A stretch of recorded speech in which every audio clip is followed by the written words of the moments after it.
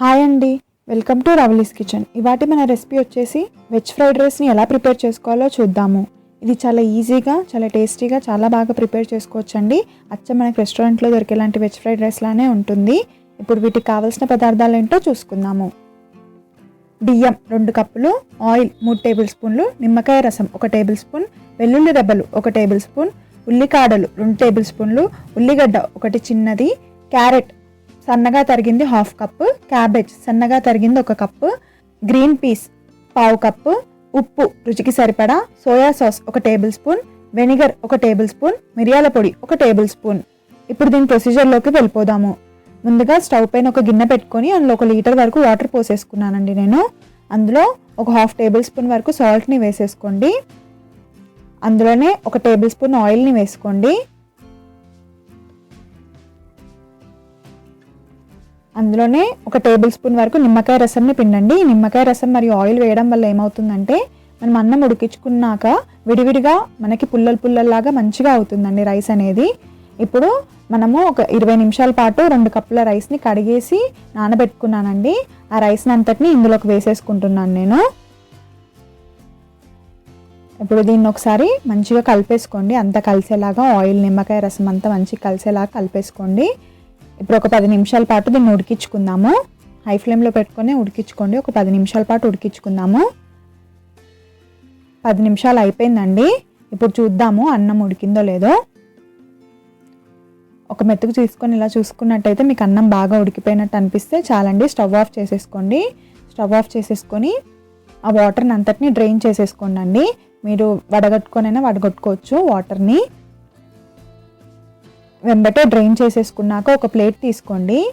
ఒక ప్లేట్ తీసేసుకొని అందులో ఇలా స్ప్రెడ్ చేసేసుకోండి అండి. మనకు ముద్దగా అవ్వకుండా ఉంటుంది. మనకు అన్నం అనేది పలుకులుగా బాగుంటుందండి. అందుకోసం మీరు ఒక ప్లేట్ తీసేసుకొని ఇలా స్ప్రెడ్ చేసేసుకోండి. స్ప్రెడ్ చేసుకొని పక్కకు పెట్టేసుకోండి. ఇప్పుడు ఒక ప్యాన్ పెట్టుకొని స్టవ్ పైన అందులో ఒక 2 టేబుల్ స్పూన్ల వరకు ఆయిల్ని వేసేసుకుందాము.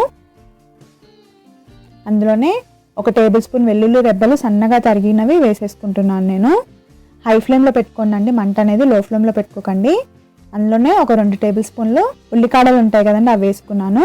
అందులోనే ఒక ఉల్లిగడ్డ చిన్నది తరిగింది వేసేసుకున్నాను. హై ఫ్లేమ్లో పెట్టుకొని 1 నిమిషం పాటు అలా కలిపేసుకోండి. మనకు హై ఫ్లేమ్లో పెట్టుకోవడం వల్ల ఏమవుతుందంటే స్మోకీ ఫ్లేవర్ అనేది వస్తుందండి. అందులోనే ఉల్లికాడల యొక్క ఆకులు ఉంటాయి కదండి, అవి కూడా 1 టేబుల్ స్పూన్ వరకు కట్ చేసి వేసేసుకున్నాను. అందులోనే ఒక 1/2 కప్ క్యారెట్ని వేసేసుకున్నాను. అందులోనే 1 కప్పు సన్నగా తరిగి పెట్టిన క్యాబేజ్ని కూడా వేసేసుకుంటున్నాను. ఇప్పుడు వీటన్నిటిని బాగా కలిసేలాగా కలుపుకోండి. ఆయిల్లో ఫ్రై అయ్యేలాగా హై ఫ్లేమ్లో పెట్టుకొని కలిపేసుకోండి. మీరు మంట అనేది అసలు లో ఫ్లేమ్లో పెట్టకండి, హై ఫ్లేమ్లో పెట్టుకోండి మొత్తము మనకి ఫ్రైడ్ రైస్ అయిపోయే వరకు. అందులోనే గ్రీన్ పీస్ ఉంటాయి కదండి, అవి కూడా సన్నగా తరిగిన 1/2 కప్పు వేసుకున్నాను. అవి కూడా బాగా ఆయిల్లో ఫ్రై అయ్యేలాగా కలిపేసుకోండి. ఇప్పుడు ఒక 1/2 టేబుల్ స్పూన్ వరకు ఉప్పును వేసుకోండి. జస్ట్ ఆ వెజిటేబుల్స్కి సరిపడేంత ఉప్పు వేసుకోండి, అంతే సరిపోతుంది. మనకి మంచిగా కుక్ అవుతాయి అవి. మరీ ఎక్కువ కుక్ అవ్వాల్సిన అవసరం కూడా లేదండి. వెజిటేబుల్స్ అనేటివి కొంచెం అలా ఫ్రై అవుతే చాలు ఆయిల్లో. ఇప్పుడు అందులోకి 1 టేబుల్ స్పూన్ సోయా సాస్ని వేసుకుందాము. అందులోనే 1 టేబుల్ స్పూన్ వెనిగర్ని కూడా వేసేసుకుందాము. ఇప్పుడు హై ఫ్లేమ్లో పెట్టుకొని ఒకసారి కలిపేసుకోండి. అసలు మంట అనేది లో ఫ్లేమ్లో పెట్టుకోకండి, హై ఫ్లేమ్లోనే పెట్టుకోండి. మనం ఇందాక స్ప్రెడ్ చేసి పెట్టుకున్నాం కదండి రైస్, ఆ రైస్ అంతటిని కూడా ఇందులో వేసేసుకుందాము. వేసుకొని అందులోకి 1 టేబుల్ స్పూన్ మిరియాల పొడి వేసుకోండి. అందులోకి రుచికి సరిపడా ఉప్పు వేసుకోండి. మనం ఆల్రెడీ ఉడికించుకున్నప్పుడు ఉప్పు వేసుకున్నాం కదండి, అందుకని చూసుకొని వేసుకోండి మీరు ఉప్పు. మనం ఇందాక కూరగాయలలో కూడా ఉప్పు వేసుకున్నాము, చూసుకొని వేసుకోండి. మెల్లిగా కలపండి అండి, మరీ హార్డ్గా కలిపేసుకోకండి, ముద్దలాగా అయిపోతుంది అన్నం అనేది. మెల్లిమెల్లిగా కలుపుకోండి, మంచిగా అంతా కలిసేలాగా కలిపేసుకోండి. చూడండి మంచిగా కలిసిపోయింది. మంట అనేది అసలు లో ఫ్లేమ్లో పెట్టుకోకండి, హై ఫ్లేమ్లో పెట్టుకొని కలుపుకోండి. ఈ ఫ్రైడ్ రైస్ అయిపోయేంత వరకు మనకి ఫ్రైడ్ రైస్ రెడీ అయిపోయిందండి. మనం ఇప్పుడు ఒక సర్వింగ్ ప్లేట్లోకి ట్రాన్స్ఫర్ చేసేసుకుందాము. అంతేనండి, మనం స్ప్రింగ్ ఆనియన్స్ తోటి గార్నిష్ చేసుకున్నట్టయితే మనకి రెస్టారెంట్ స్టైల్లో లాంటి ఫ్రైడ్ రైస్ ఇంట్లోనే చాలా ఈజీగా ప్రిపేర్ చేసుకోవచ్చు. మీరు ఒకసారి ట్రై చేసి చూడండి. మా ఈ రెసిపీ కనుక మీకు నచ్చినట్లయితే లైక్ చేయడం, షేర్ చేయడం, అలాగే సబ్స్క్రైబ్ చేసుకోవడం మర్చిపోకండి. మేము వీడియో పెట్టగానే నోటిఫికేషన్ రావాలంటే పక్కనే ఉన్న బెల్ ఐకాన్ని క్లిక్ చేయండి. Thanks for watching this video.